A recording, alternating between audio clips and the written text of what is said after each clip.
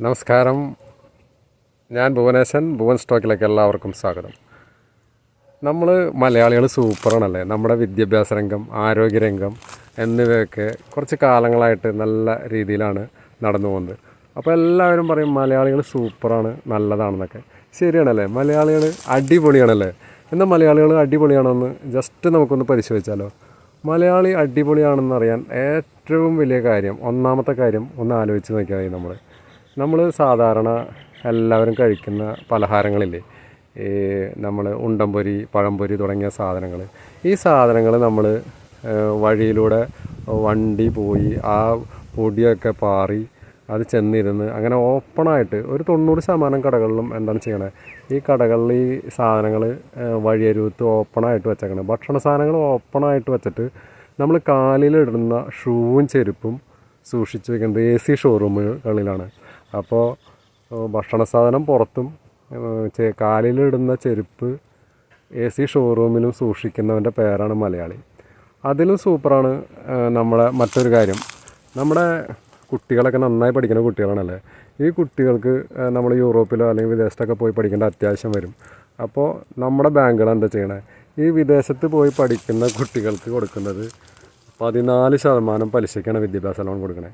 പക്ഷേ കാറ് വളരെ അത്യാവശ്യമാണല്ലേ, കാറില്ലാതെ നമുക്ക് ജീവിക്കാനേ പറ്റില്ല. അപ്പോൾ ഈ കാറ് ലോൺ കൊടുക്കുന്നത് 8% പലിശ മാത്രമേ ബാങ്കുകാർ മേടിക്കുന്നുള്ളൂ.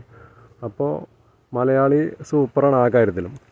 ഇനി മൂന്നാമത്തെ കാര്യം എന്ന് വെച്ച് കഴിഞ്ഞാൽ, ഒരു വലിയ വണ്ടിയും ചെറിയ വണ്ടിയും കൂടി കൂട്ടിയിടിച്ച് കഴിഞ്ഞാൽ മലയാളിയുടെ പ്രത്യേകതയാണ്, ചെറിയ വണ്ടിക്കാരൻ എന്ത് കുറ്റം ചെയ്താലും ആ വലിയ വണ്ടിക്കാരനെ തടഞ്ഞു നിർത്തിയിട്ട് അവനെ 4 കൊടുക്കും.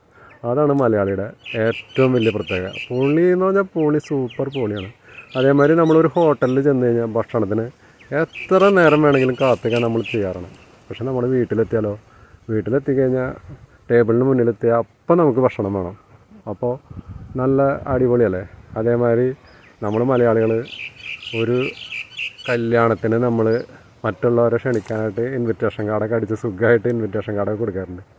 നമ്മൾ എല്ലാ മലയാളികളും 90% മലയാളികളും ഇൻവിറ്റേഷൻ കാർഡ് അടിക്കുക ഇംഗ്ലീഷിലാണ്. ഒരു ഇംഗ്ലീഷുകാരന് നമ്മുടെ കല്യാണത്തിന് വരില്ല എന്ന് നമുക്ക് വളരെ വ്യക്തമായിട്ട് അറിയാം.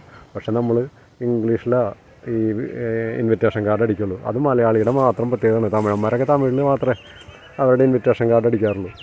അതിലും ബൃഹത്തായ അടിപൊളി സൂപ്പറായ കാര്യമാണ് നമ്മുടെ ഈ അടുത്ത കാലത്തൊക്കെ നടക്കുന്ന കാര്യം. നമ്മുടെ സ്കൂളിൽ ഭാവിയുടെ വാഗ്ദാനങ്ങളായ സ്കൂൾ കുട്ടികൾക്ക് സ്കൂളിൽ എന്താ കൊടുക്കണേ, നമ്മൾ കഞ്ഞിയും പയറും ബിരിയാണി കൊടുക്കാമെന്ന് പറഞ്ഞാലും കഞ്ഞിയും പയറും തന്നെ കൊടുക്കും. അത് പക്ഷേ ജയിലിൽ ഈ സമൂഹത്തിന് വേണ്ടാത്ത, ഈ സമൂഹത്തിൽ കുറ്റകൃത്യങ്ങളൊക്കെ ചെയ്ത് അങ്ങനെ ജയിലിൽ കഴിയുന്ന കുറച്ച് മാന്യന്മാരുണ്ട്. അവർക്ക് നമ്മൾ മെനു പ്രകാരം ഒരു മെനു ഉണ്ടാക്കിയിട്ട് 2 ദിവസം ചിക്കൻ, 1 ദിവസം മട്ടൻ, ബാക്കി എല്ലാ ദിവസവും ആരോഗ്യപൂർണമായ ഭക്ഷണം കൊടുക്കും അവർക്ക്. പക്ഷേ ഭാവിയുടെ വളർന്നു വരുന്ന കുട്ടികൾക്ക് കഞ്ഞിയും പയറും, ഇവർക്ക് കൃത്യമായ അളവിൽ ഭക്ഷണം കൊടുക്കും. അപ്പം മലയാളി സൂപ്പറാണല്ലേ. ഇനി നമ്മുടെ തൊഴിലുറപ്പ് ചെയ്യണ ചേച്ചിമാർക്ക് 250 രൂപ കൂലി കൊടുക്കുമ്പോൾ ജയിലിൽ 650 രൂപ കൂലി കൊടുക്കണവനാണ് മലയാളി. പറയാൻ വല്ലതുണ്ടോ? അതുപോലെ നമ്മൾ എല്ലാ തന്ത്രവും പഠിച്ചവനെ മന്ത്രിയെന്നും എല്ലാ മന്ത്രവും പഠിച്ചവനെ തന്ത്രി എന്നും വിളിക്കും. മലയാളി പൊളി എന്ന് പറയാതെ രക്ഷയില്ല. സൂപ്പറല്ലേ. എൻ്റെ ഈ വീഡിയോ നിങ്ങൾക്ക് ഇഷ്ടപ്പെട്ടു എന്ന് കരുതുന്നു. ഇഷ്ടപ്പെട്ടെങ്കിൽ എൻ്റെ വീഡിയോകൾ കാണണം. Okay, thank you, good bye. വീണ്ടും കാണും.